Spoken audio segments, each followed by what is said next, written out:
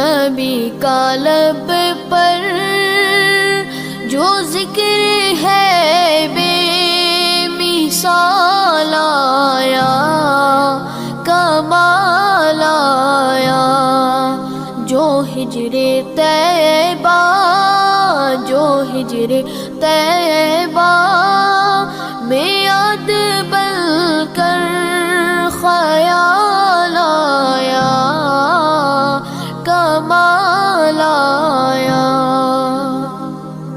تیری دعاؤں کی بدولت عذاب رب سے بچے ہوئے ہیں، تیری دعاؤں کی بدولت عذاب رب سے بچے ہوئے ہیں۔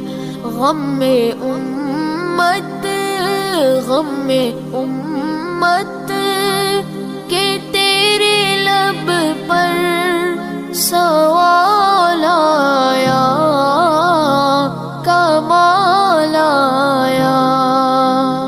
عمر کی جرت پہ جاؤں قربان، ہے آج کافر بھی ان سے لرزاں، عمر کی جرت پہ جاؤں قربان، ہے آج کافر بھی ان سے لرزاں۔ عمر کے آنے، عمر کے آنے سے کفر پر جو زوال آیا، کمال آیا۔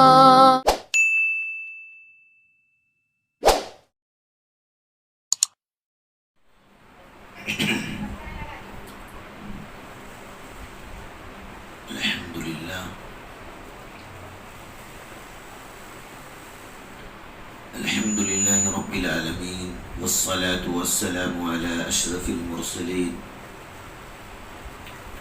وعلى آله وصحبه أجمعين، أما بعد فأعوذ بالله من الشيطان الرجيم، بسم الله الرحمن الرحيم، إن الصلاة تنهى عن الفحشاء والمنكر، وقال الله سبحانه وتعالى في الكلام المجيد والفرقان الحميد، تولج الليل في النهار وتولج النهار في الليل، وتخرج الحي من الميت وتخرج الميت من الحي، وترزق من تشاء بغير حساب۔ صدق الله المولانا العظيم، وصدق رسوله النبي الأمين المتين الكريم، ونحن على ذلك لمن الشاهدين والشاكرين، والحمد لله رب العالمين۔ میرے محترم بزرگوں اور دوستو، اللہ سبحانہ و تعالی کا بے انتہا فضل ہے کہ اس نے ساری کائنات میں سب کو چھانٹ کر کے ہم سب لوگوں کو ایمان والا بنایا۔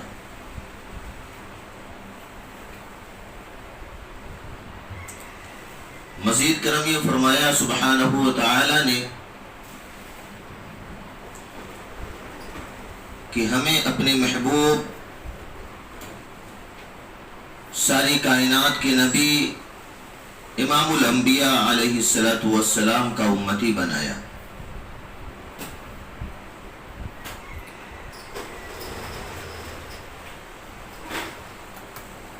ہم سب کے آقا جناب محمد الرسول اللہ صلی اللہ علیہ وسلم کی ذات اقدس اللہ پاک نے اپنے پیارے محبوب صلی اللہ علیہ وسلم کو رحمت للعالمین فرمایا۔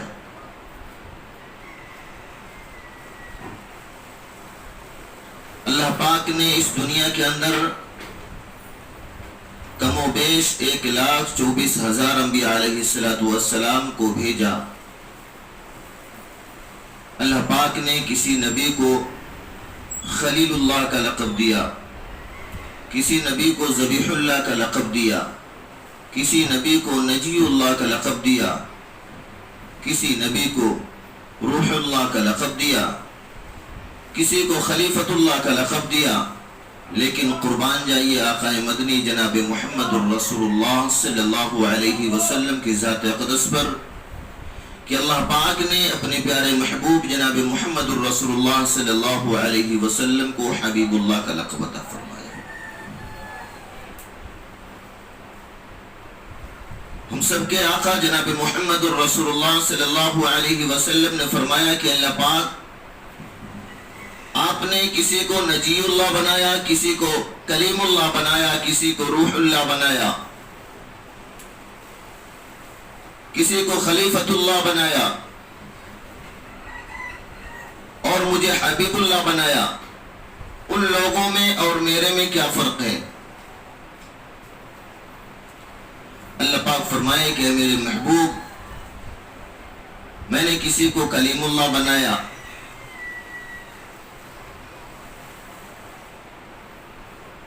وہ مجھ سے بات کر رہا، لیکن میں بھی آپ کو ایسا کلیم اللہ بنایا ہوں کہ اس طریقے سے مجھ سے کوئی نہیں بات کیا.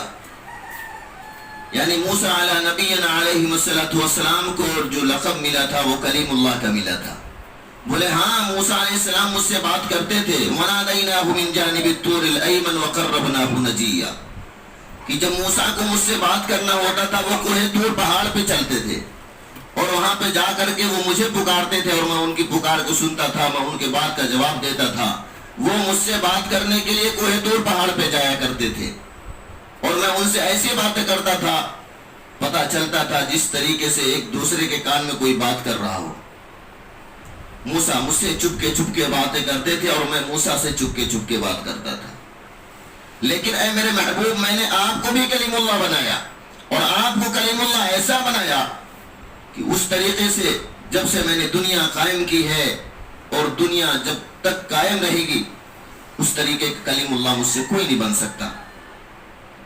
یعنی آقا مدنی جناب محمد الرسول اللہ صلی اللہ علیہ وسلم کو اللہ پاک نے معراج پہ بلوایا. مکے سے سفر شروع ہوا، کعبۃ اللہ سے. قرآن میں اللہ فرماتا ہے سبحان الذی اسری بعبدہ لیلا من المسجد الحرام الى المسجد الاقصى. بیت اللہ شریف سے سفر شروع ہوا، بیت المقدس تک گئے اور پھر وہاں سے 7 آسمان کو کروس کرے، 8 جنتوں کو پار کیا، سدرۃ المنتہا کو پار کیا، اللہ کے آفس میں پہنچے، اللہ کے عرش پہ پہنچے. اللہ پاک فرماتے کہ میرے محبوب، جب اللہ کے رسول صلی اللہ علیہ وسلم عرش پہ گئے، اللہ کے سامنے گئے، اور اس وقت اللہ اور اللہ کے محبوب صلی اللہ علیہ وسلم کے درمیان کوئی پردہ نہیں تھا، بالکل آمنے سامنے. اور اللہ سے، اللہ کے رسول صلی اللہ علیہ وسلم بات کر رہے، اللہ پاک بھی بات کر رہے اپنے محبوب سے. بولے موسیٰ کو جو میں نے کلیم اللہ کا مقام دیا، اس کے اور میرے درمیان میں 70,000 نور کے پردے تھے.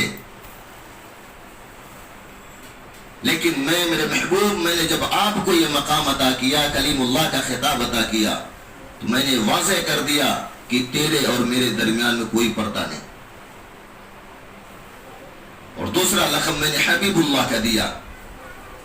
میں نے کسی نبی کو روح اللہ بنایا، کسی نبی کو کلیم اللہ بنایا، کسی نبی کو نجی اللہ بنایا، کسی نبی کو ذبیح اللہ بنایا. لیکن میں نے آپ کو جو لقب دیا، میں نے آپ کو بنایا حبیب اللہ. اللہ کے پیارے رسول، ہم سب کے آقا جناب محمد الرسول اللہ صلی اللہ علیہ وسلم نے فرمایا کہ اللہ پاک سب کو کلیم اللہ، روح اللہ، نجی اللہ اور ذبیح اللہ بنائے اور مجھے حبیب اللہ بنائے. اس میں کیا فرق ہے؟ اللہ کے رسول صلی اللہ علیہ وسلم نے جب یہ اللہ پاک سے عرض کی ہے تو اللہ پاک کہتے ہیں کہ میرے محبوب، نجی اللہ مجھ سے محبت کرتے، کلیم اللہ مجھ سے محبت کرتے، روح اللہ مجھ سے محبت کرتے، خلیفۃ اللہ مجھ سے محبت کرتے، ذبیح اللہ مجھ سے محبت کرتے، روح اللہ مجھ سے محبت کرتے، لیکن حبیب اللہ سے میں محبت کرتا ہوں۔ ہم ایسے نبی کی امت ہیں کہ اگر وہ انگلی کو اٹھا دے تو چاند کے ٹکڑے بن جاتے، جن کا کھلونا چاند ہوا کرتا تھا۔ راستہ چلتے تو شجر اور درخت، یہاں تک کہ راستے میں کنکر پتھر بھی آپ کو سلام کرنے پر مجبور ہو جاتے تھے۔ ایک مرتبہ کا واقعہ ہے کہ اللہ کے رسول صلی اللہ علیہ وسلم اور حضرت ابو بکر صدیق رضی اللہ تعالی عنہ چل رہے تھے۔ عمر فاروق رضی اللہ تعالی عنہ بھی ساتھ میں تھے۔ ایک درخت، جنگل میں پہنچے، وہاں سے ایک درخت سے آواز آ رہی تھی، السلام علیکم یا رسول اللہ۔ حضرت ابو بکر دائیں طرف دیکھ رہے، بائیں طرف دیکھ رہے، حضرت عمر حضرت ابو بکر کو دیکھ رہے، اور حضرت ابو بکر حضرت عمر کو دیکھ رہے کہ ایک سلام کرنے والا کون شخص ہے، ہم تو تین ہی ہیں لیکن آواز کہاں سے آ رہی؟ اللہ کے رسول صلی اللہ علیہ وسلم نے ارشاد فرمایا، اتتعجبون من امر ھذا، کیا تم کو تعجب ہو رہا ہے کہ یہ شجر بھی اور یہ پتھر بھی مجھے سلام کرتے ہیں؟ ان کو معلوم ہے کہ میں رسول ہوں، ان کو معلوم ہے میں کہ اللہ کا پیغمبر ہوں۔ بہت سارے واقعات اس طریقے سے پیش آئے۔ اللہ کے رسول صلی اللہ علیہ وسلم کے معجزات بہت سارے ہیں۔ چاند کے ٹکڑے ہو جانا اللہ کے رسول صلی اللہ علیہ وسلم کو معجزہ، انگلی مبارک سے اشارہ کرنا، ڈوبا ہوا سورج نکل آ جائے واپس آ جائے، اللہ کے رسول صلی اللہ علیہ وسلم کا معجزہ۔ انگلی مبارک کو اگر زمین پہ رکھ دیں تو انگلیوں سے پانی کے چشمے جاری ہو جائیں، یہ اللہ کے رسول صلی اللہ علیہ وسلم کا معجزہ ہے۔ ان کا کھلونا چاند ہوا کرتا تھا، وہ جدھر چلتے تھے چاند جھک جاتا تھا۔ ایک مرتبہ عائشہ صدیقہ رضی اللہ تعالی عنہا نے کہا کہ میں ایک مرتبہ 14ویں رات کا چاند نکلا تھا، اور آقا مدنی جناب محمد الرسول اللہ صلی اللہ علیہ وسلم میرے پاس تھے۔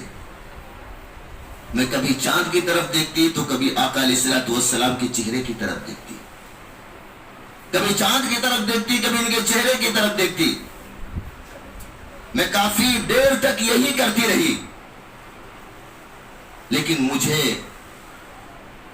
یہ کہنے پر مجبور ہونا پڑا کہ میرے آقا کا جو چہرہ ہے وہ چاند سے بھی خوبصورت ہے۔ ہم ایسے نبی کی امت ہے کہ تلوار لے کر کے نکل کے چلا تھا قتل کرنے کے لیے۔ بہن کو جب سمجھا سنا کہ آقا علیہ السلام کی دیوانی ہو گئی ہے، مستانی ہو گئی ہے، اور جب سامنے پہنچا تو کلمہ پڑھنے پر مجبور ہو گیا۔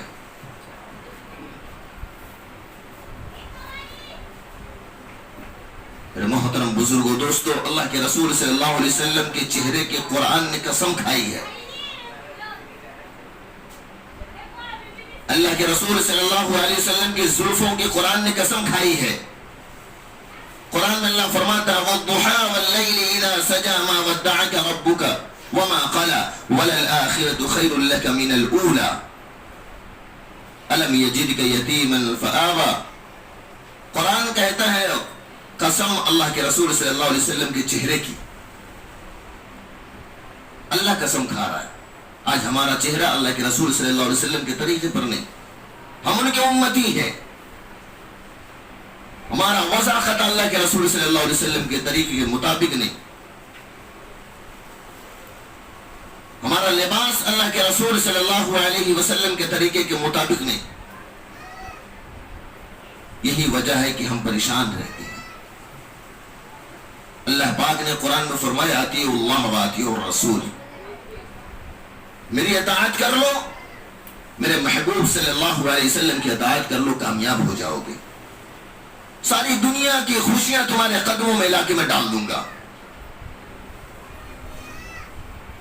آئیے اسی گنبد خضرا کے اندر آرام فرمانے والے جو اس امت کے لیے رات رات بھر بستر چھوڑ کر کے سجدے میں گزار کر کے گڑ گڑا کے اللہ کے سامنے اس امت کے لیے، اس امت کے جہنم سے آزاد ہونے کے لیے اور جنت کا پروانہ اس امت کو ملنے کے لیے رات رات بھر جو نبی رویا ہو، اس نبی کی شایع نشان میں ایک مرتبہ درود پاک پڑھ لے۔ اللہم صلی علی محمد وعلی آل محمد کما صلیت علی ابراہیم وعلی آل ابراہیم انک حمید مجید۔ اللہم بارک علی محمد وعلی آل محمد کما بارکت علی ابراہیم وعلی آل ابراہیم انک حمید مجید۔ میرے محترم بزرگ اور دوستو، اللہ کے پیارے رسول صلی اللہ علیہ وسلم کو سب سے زیادہ محبوب ترین اگر کوئی بھی عبادت پسند تھی تو وہ نماز تھی۔ آج ہم نے نماز سے اپنے آپ کو کوسوں دور کر دیا ہے۔ کوئی کسی کو اگر پسند کرتا ہے، مثال کے طور پر دنیا کے اندر کوئی کسی ہیرو کو پسند کرتا ہے تو اس کے طور طریقے کو اختیار کرتا ہے، اس کے پہناوے کو اپناتا ہے، اس کا بال کس کٹنگ میں تھا وہ بال اپنی اسی کٹنگ پہ مطابق کٹواتا ہے، اس کا چہرہ کیسا بنا ہوا تھا اسی طریقے سے اپنے چہرے کو بنانے کی کوشش کرتا ہے۔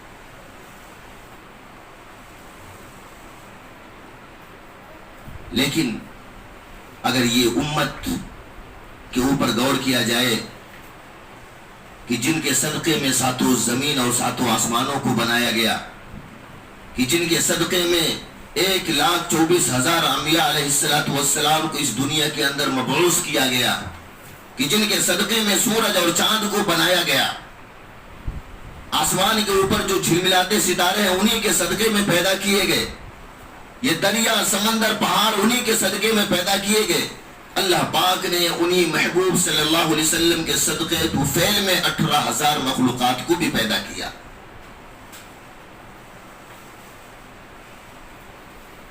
18,000 مخلوقات یعنی 6,000 زمین کے اندر ہیں اور 6,000 زمین کے اوپر ہے، 6,000 فضا کے اندر ہے۔ اسی محبوب صلی اللہ علیہ وسلم کے صدقے میں پیدا کیا۔ اگر ہم کو پسند نہیں آیا تو ان کا چہرہ پسند نہیں آ رہا، ان کے لباس ہم کو پسند نہیں آ رہے۔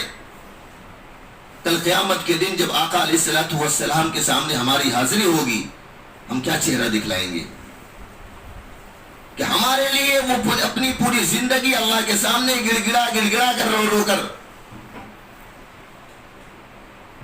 ان کے دل میں کبھی اس امت کے لیے ایسا وقت نہیں تھا کہ ان کے دل کے اندر اس امت کی سوچ نہ رہی ہو، لیکن آج ہم ان کا کیا صلہ دیتے ہیں؟ معلوم ہے کہ ہم کو مرنا ہے، کل نفس ذائقۃ الموت، کہ ہر نفس کو ہر جاندار کو موت کا مزہ چکھنا ہے۔ موت برحق ہے، آئے گی اور قیامت قائم ہوگی، یہ دنیا فنا ہونے والی ہے۔ آقا علیہ السلام کا جب سامنا ہوگا تو کیا ہم چہرہ دکھلائیں گے؟ وہ وقت کہیں ایسا نہ ہو کہ آقا علیہ السلام اپنے چہرے کو ہماری طرف سے پھیر لے، پھر کیا ہوگا؟ اللہ کے رسول صلی اللہ علیہ وسلم جب اس دنیا سے تشریف لے جا رہے تھے تو کہے کہ میں اس جگہ بھی قیامت کے دن جب قیامت برپا ہوگی، میدان حشر برپا ہوگا، میں اللہ کے حضور سجدہ ریز رہوں گا، اللہ کے سامنے سجدے میں رہوں گا۔ وہ وقت ایسا ہوگا لوگ آدم علیہ السلام کے پاس جائیں گے اور کہیں گے کہ اللہ پاک کا آج غصہ آج اللہ پاک بہت جلال میں ہماری سفارش کروا دے۔ آدم علیہ السلام کہیں گے یا ربی نفسی نفسی۔ نوح علیہ السلام کے پاس جائیں گے، وہ بھی انکار کر دیں گے۔ کہیں ایسا نہ ہو، آدم علیہ السلام کہیں گے کہیں ایسا نہ ہو کہ میری ایک غلطی کی وجہ سے اللہ میری پکڑ کر لے، میں نے بھی ایک غلطی کی ہے، اللہ کی نافرمانی کی ہے، کہیں میری پکڑ ہو گئی تو پھر اس کی وجہ سے آدم علیہ السلام کہیں گے نوح علیہ السلام کے پاس جاؤ۔ یعنی 1,24,000 انبیاء علیہ السلام کے پاس ساری امتیں جائیں گی، سارے نبی کہیں گے کہیں میری پکڑ نہ کر لے اللہ پاک کہیں میری پکڑ نہ کر لے. لیکن قربان جائیے آقا مدنی جناب محمد الرسول اللہ صلی اللہ علیہ وسلم کی ذات اقدس پر کہ وہ کہتے ہیں کہ میں اپنی امت کو جب تک ایک ایک امت کو نہیں بخشوا دوں گا میں اپنے سر کو سجدے سے نہیں اٹھاؤں گا. میں سجدے میں پڑا رہوں گا. اللہ پاک کہیں گے میرے محبوب اپنے سر کو سجدے سے اٹھا. اللہ کے رسول صلی اللہ علیہ وسلم نے فرمایا میں اس وقت تک نہیں اٹھاؤں گا جب تک اللہ پاک میری ایک ایک امت کو جہنم سے آزاد کر کے جنت میں جانے والی نہ بنا دے. اور میں بخشوا لوں گا اپنی امت کو. آج امت کا عالمیہ کیا ہے؟ نہ طریقہ نبی کا پسند ان کو, نہ لباس نبی کا پسند ان کو, نہ چہرہ نبی کا پسند ان کو, نہ اخلاق ان کے پسند ہے. ہم بات کرتے ہیں اور ہماری ہر بات میں گالیاں ہوتی ہیں. آقا علیہ الصلوۃ والسلام کی گفتگو کس طریقے سے تھی؟ اللہ پاک نے کہا اطیعوا اللہ واطیعوا الرسول, میری اطاعت کر لو, میری فرما برداری کر لو, میرے نبی کی اطاعت کر لو, کامیاب ہو جاؤ گے. اس دنیا کے اندر بھی کامیابی تمہاری قدم چومے گی اور مرنے کے بعد جو لامحدود جہاں پہ زندگی ہے وہاں پہ بھی تمہاری کامیابی تمہارے قدم چومے گی. اطاعت کیا ہے؟ اطاعت کہتے ہیں نبی کے رنگ میں رنگ جانا. کسی کی بھی اطاعت کر لو, دنیا والوں کی کرو گے تو دنیا والوں کی ان کے رنگ میں رنگنا پڑے گا. آج اگر ہم اپنے باس کے سامنے کھڑے ہوتے ہیں تو ہاتھ باندھ کے کھڑے ہوتے ہیں. دنیا والوں کے سامنے اگر ہم کھڑے ہوتے ہیں تو ہاتھ باندھ کے کھڑے ہوتے ہیں. اگر ہم کو توفیق نہیں ہے تو اس رب کائنات کے سامنے کھڑے ہونے کی ہاتھ باندھ کے توفیق نہیں ہے. مؤذن پکارتا ہے حی علی الصلاۃ حی علی الفلاح. اتنی بڑی آبادی ہے, کبھی کبھی تنہا بھی نماز پڑھنا پڑتا ہے اس مسجد کے اندر. بڑے افسوس کی بات ہے. اللہ کے رسول صلی اللہ علیہ وسلم کو سب سے محبوب ترین جو عبادت تھی, پسند تھی, وہ نماز تھی. معراج کے وقت جو تحفے میں دیا گیا, اللہ پاک اس عبادت کا, کتنی اس عبادت کی فضیلت ہے. اللہ پاک نے جب زکوٰۃ کو دیا تو جبریل علیہ السلام کے ذریعے بھیجا. حج فرض کیا جبریل علیہ السلام کے ذریعے سے بھیجا. یعنی کوئی بھی عبادت ہو اللہ پاک نے جبریل علیہ السلام کے ذریعے سے اس زمین کے اوپر اللہ کے رسول صلی اللہ علیہ وسلم کے پاس بھیجا. یہاں تک کہ قرآن جیسی مقدس کتاب کو بھی اللہ پاک نے جبریل علیہ السلام کے ذریعے بھیجا. لیکن جب نماز کو دینے کا وقت آتا تھا تو اللہ پاک نے کہا کہ جبریل یہ میری خاص عبادت ہے, یہ میری خاص عبادت ہے, میں تیرے ہاتھوں سے نہیں بھیجوں گا. میں نے زکوٰۃ کو فرض کیا تمہارے ہاتھ سے بھیجا زمین کے اوپر, میں نے حج فرض کیا تمہارے ہاتھوں سے بھیجا زمین کے اوپر, میں نے قرآن جیسی مقدس کتاب کو تمہارے ذریعے سے زمین کے اوپر بھیجا. لیکن نماز ایک میری خاص عبادت ہے, یہ میں تمہارے ہاتھوں سے نہیں بھیجنے والا ہوں. تم خود جاؤ میرے محبوب کو یہاں پر بلا کے لاؤ اور میں اپنے محبوب کو تحفے کے طور پر یہ نماز پیش کروں گا. اللہ کے رسول صلی اللہ علیہ وسلم معراج پہ گئے. قرآن شاہد ہے, سبحان الذی اسری بعبدہ لیلا من المسجد الحرام الی المسجد الاقصی الذی بارکنا حولہ لنریہ من آیاتنا. کہ اللہ کے رسول صلی اللہ علیہ وسلم بیت اللہ سے سفر کرتے کرتے, بہت لمبا واقعہ ہے معراج کا, بیت المقدس پہنچتے ہیں, قبلہ اول جس کو ہم کہتے تھے, جہاں پہ جس کی طرف ہم پہلے رخ کر کے نماز پڑھتے تھے. ارے ہم تو ایسے نبی کی امت ہیں کہ نماز کی نیت باندھ کر کے کھڑے ہیں اور دل کے اندر خواہش پیدا ہوتی کہ اللہ پاک یہ قبلہ نہیں, یہ قبلہ ہوتا تو بہت بہتر تھا. اللہ پاک کہتے ہیں میرے محبوب نماز کی نیت باندھ کر چہرے کو رخ کو اپنے پھیر لے. دل کے اندر خیال آنے سے, اللہ کے رسول صلی اللہ علیہ وسلم کے دل کے اندر خیال آنے سے قبلہ چینج ہو گیا. ہم تو ایسے نبی کی امت ہے. اللہ پاک کے رسول صلی اللہ علیہ وسلم بیت المقدس سے 7 آسمان 8 جنت سدرۃ المنتہا اللہ پاک کے پاس جب پہنچے ہیں تو اللہ پاک نے اس عبادت کو, اس تحفے کو دیا ہے. 50 وقت کی نماز پہلے تھی, لیکن جب واپس 50 وقت کی نماز لے کے آ رہے تھے، حضرت موسیٰ علیہ السلام سے ملاقات ہوئی. موسیٰ علیہ السلام نے کہا میری امت اتنے وقت کی نماز نہیں پڑھ سکتی، آپ کی امت کیسے پڑھ لے گی؟ آپ ایک کام کریں، واپس جائیں اللہ پاک کے پاس اور کم کروا کے آئیں.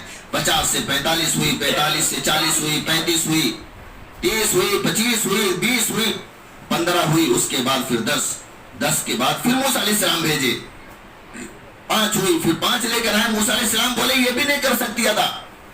اللہ کے رسول صلی اللہ علیہ وسلم نے فرمایا مجھے شرم آ رہی ہے، اب مجھے شرم آ رہی ہے. اللہ پاک نے کہا کہ میرے محبوب اگر تمہاری امت اس 5 نماز کو پابندی کے ساتھ اگر ادا کرے گی تو میں 5 کے آگے 0 بھی بڑھا دوں گا، 50 کا ثواب دوں گا.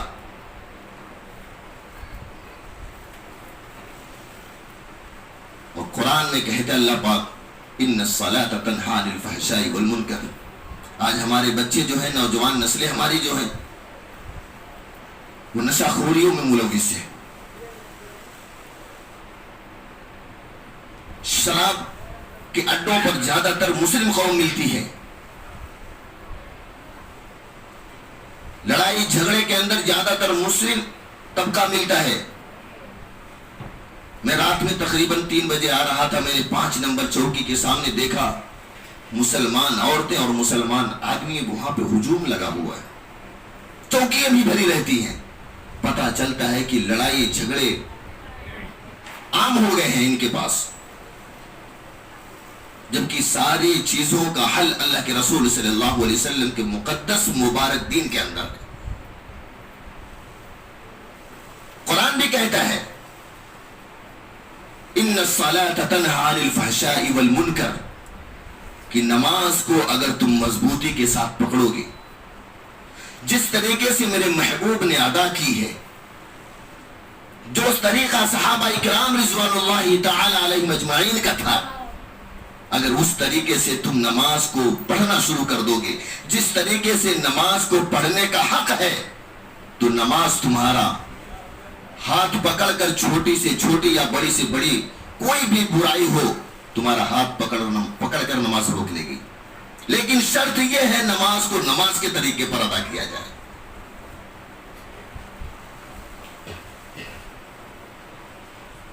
کوئی نمازی کبھی پریشان حال نہیں ہوتا. شرط یہ ہے کہ جس طریقے سے نماز پڑھی جائے. آج ہم نماز پڑھتے ہیں، ہمارے رکوع کس طریقے سے ہونا چاہیے ہم کو نہیں معلوم، سجدے ہمارے صحیح ہو رہے کہ نہیں ہو رہے. اللہ کے پیارے رسول ہم سب کے آقا جناب محمد الرسول اللہ صلی اللہ علیہ وسلم نے فرمایا میری امت کے اندر کچھ لوگ ایسے ہوں گے جو نماز میں بھی چوری کر لیں گے. صحابہ کرام رضوان اللہ تعالی علیہم اجمعین نے پوچھا کہ اللہ کے رسول دکان کا چور تو معلوم ہے دکان کا چور کیسا ہوتا ہے، مکان میں چوری کرنے والا پتہ ہے کیسا چور ہوتا ہے، کسی کے مال کو ہڑپنے والا پتہ چلتا ہے کیسا چور ہوتا ہے، لیکن نماز کے اندر کس طریقے سے چوری کرے گا، وہ کیسا چور ہوگا؟ اللہ کے رسول صلی اللہ علیہ وسلم نے فرمایا کہ نماز کے اندر کا چور وہ ایسا چور ہوگا جو کبھی نماز پڑھے گا لیکن اپنے سجدے اور رکوع کو صحیح طریقے سے ادا نہیں کرے گا.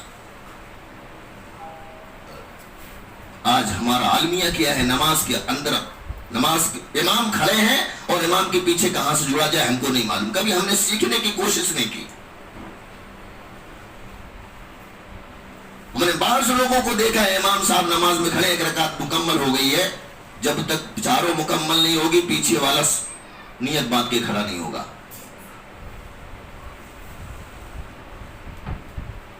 اور ہم اپنے آپ کو عاشق رسول، ارے عاشق رسول وہ ہے جو نبی کے ہر رنگ میں رنگ جائے.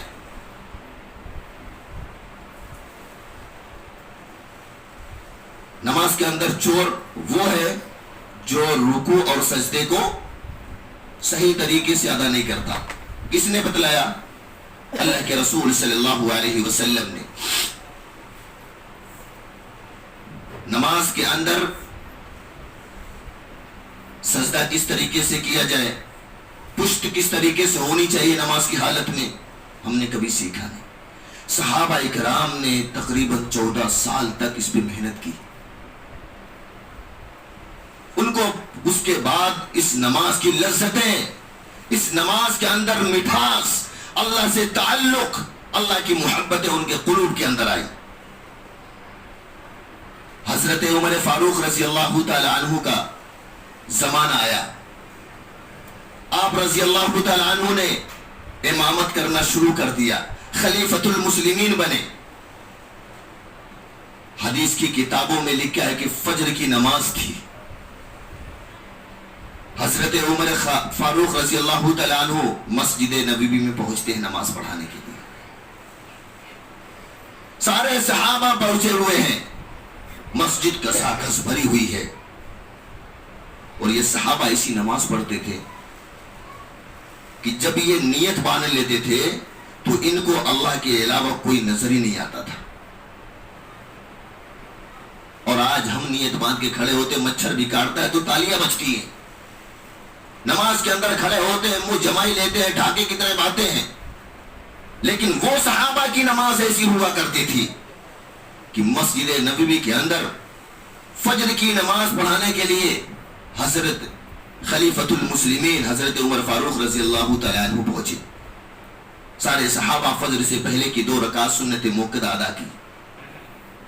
امامت کرنے کے لیے جائے نماز کے اوپر حضرت عمر فاروق رضی اللہ تعالی عنہ گئے، اور اس مسجد کے اندر حضرت عمر فاروق رضی اللہ تعالی عنہ کا جانی دشمن بھی تھا جو اپنے آستین کے اندر خنجر چھپا کے لایا تھا. اور حضرت عمر فاروق رضی اللہ تعالی عنہ کے بالکل پیچھے کھڑا ہو گیا. تکبیر ہوئی اور حضرت عمر فاروق رضی اللہ تعالی عنہ نے نیت باندھ لی، اللہ اکبر. وہ صحابہ کی نماز تھی. جب نیت باندھ لیتے تھے تو اللہ کے علاوہ ان کو کوئی نظر نہیں آتا تھا.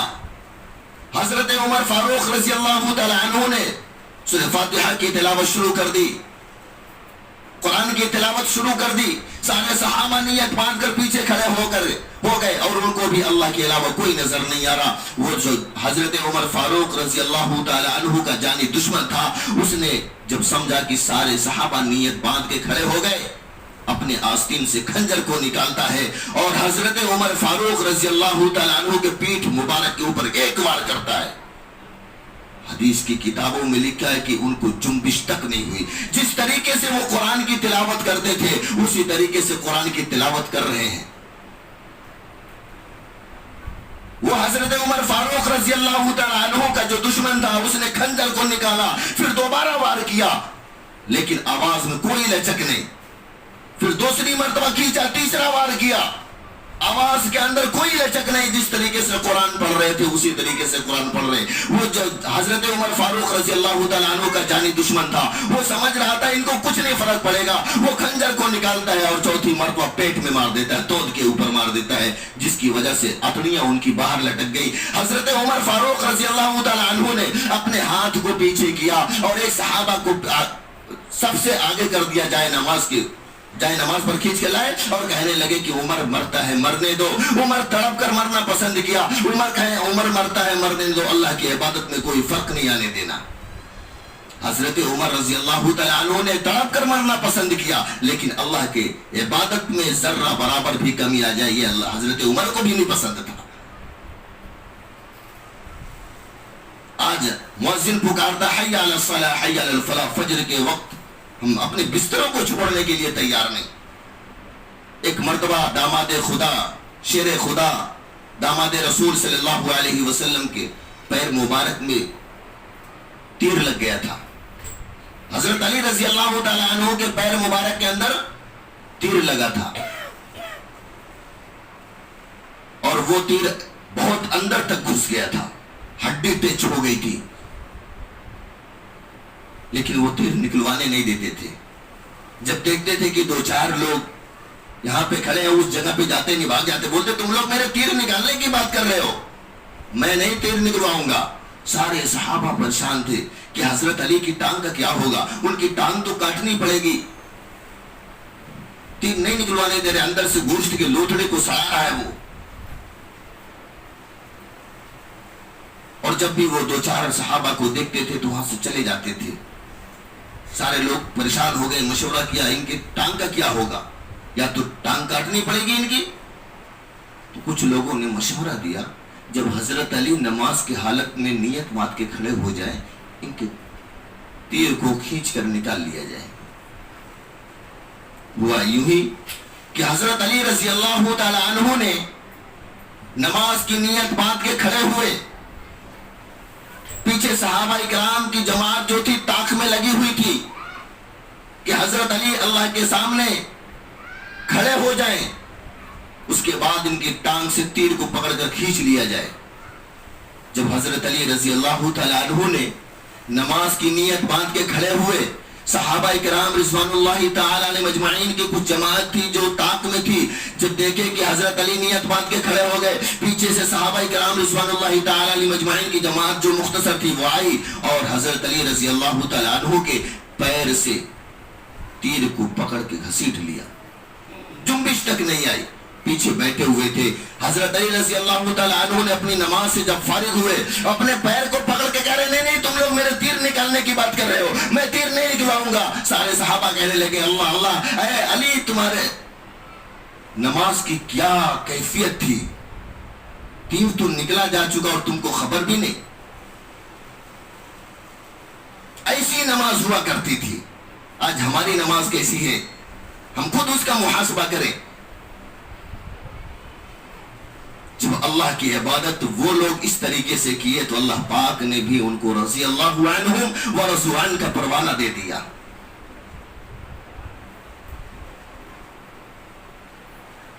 آج دین کے اعتبار سے کوئی بھی چیز ہو ہم رسمی ادا کرتے ہیں,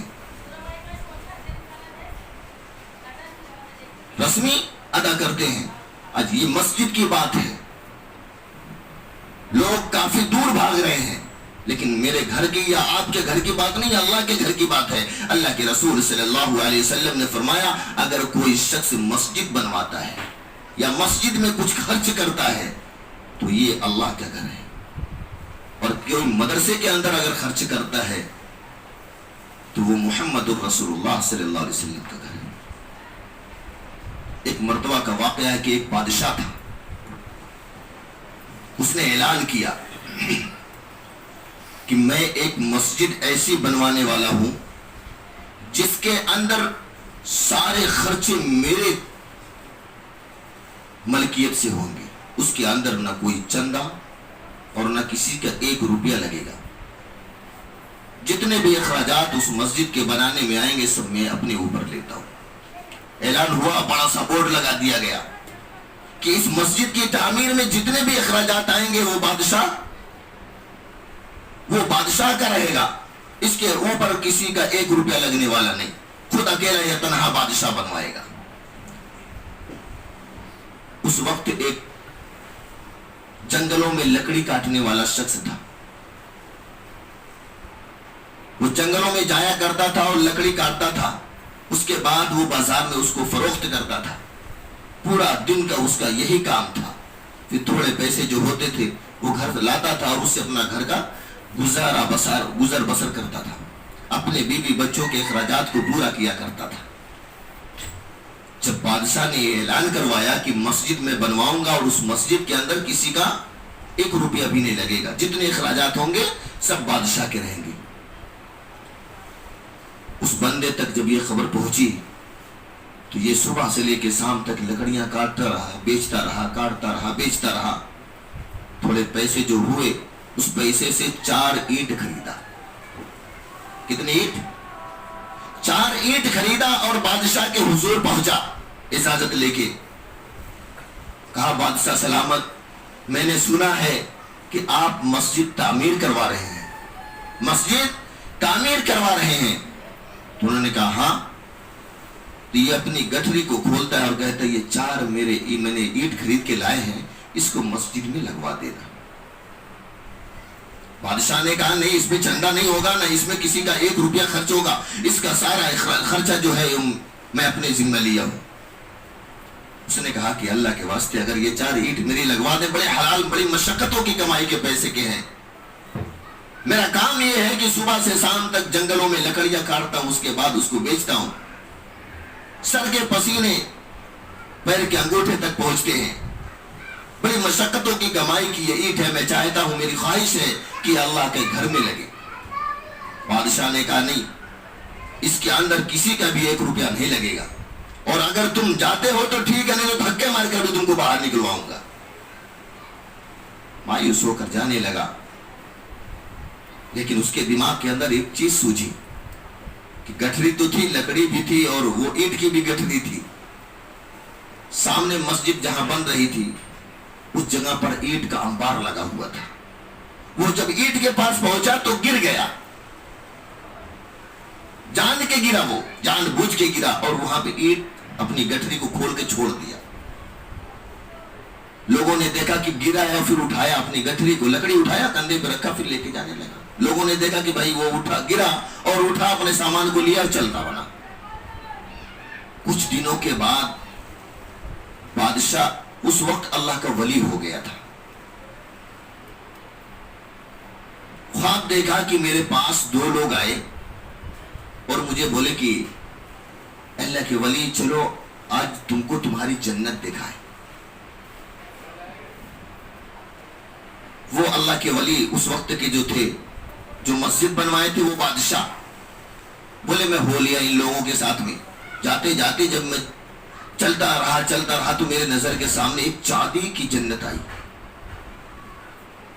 اور جب جنت کے اندر گھسا میں بہت دور تک چلتا رہا، جہاں پہ وہ جنت ختم ہوئی اس کے آگے ایک سونے اور یاقوت سے بنی ہوئی جنت اور تھی۔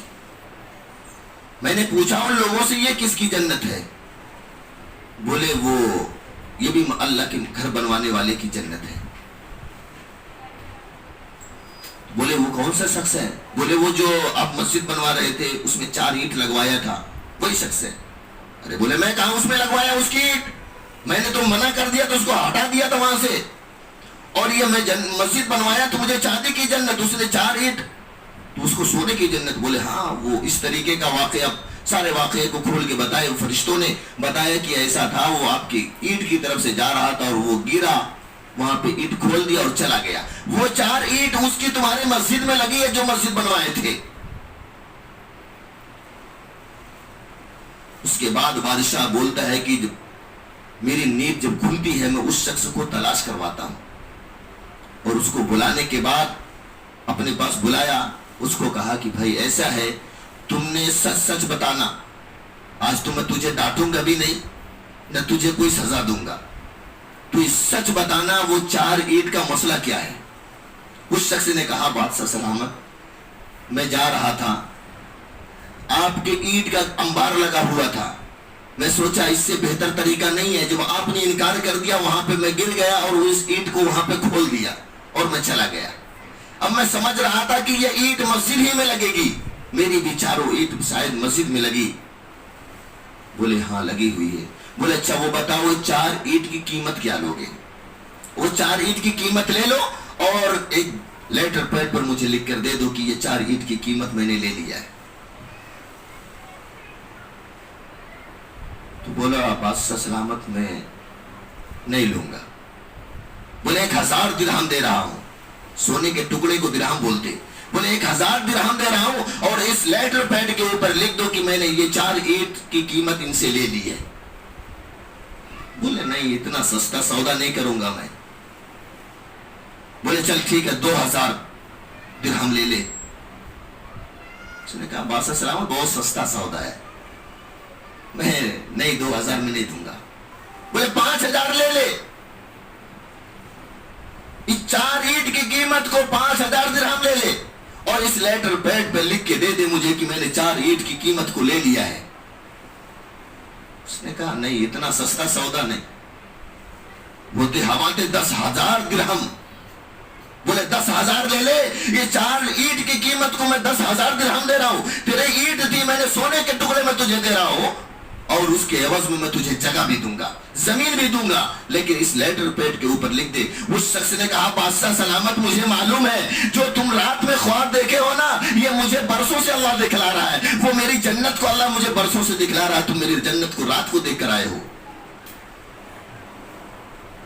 میری جنت وہ 4 اینٹ کے بدلے میں اللہ مجھے جنت بنایا جو میرے لیے، وہ جنت تم کو رات میں دکھلایا گیا، اور اس جنت کو دیکھنے کے بعد تم میری 4 اینٹ کی قیمت ادا کرنے آئے ہو. میں نے اپنے دل سے اللہ کے گھر میں لگایا تھا، میں اپنی حلال کمائی سے اللہ کے گھر میں 4 اینٹ لگایا تھا، میری اتنی ہی وسعت تھی. تو اللہ کا گھر بنانا بھی بہت بڑی عبادت کا کام ہے. اللہ ہم سب لوگوں کو عمل کرنے کی توفیق نصیب فرمائے. اللہ اپنے پیارے حبیب حضرت محمد مصطفیٰ صلی اللہ تعالی علیہ وسلم کی ایک ایک سنت پر عمل کرنے والا بنائے، ان کے نقش قدم پر چلنے والا بنائے. اللہ اپنی محبت اور اپنے پیارے حبیب جناب محمد الرسول اللہ صلی اللہ علیہ وسلم کی سچی پکی محبت کرنے والا بنائے. وما علینا الا البلاغ. جن حضرات نے سنت نہ پڑھی وہ سنت سے فارغ ہو جائے.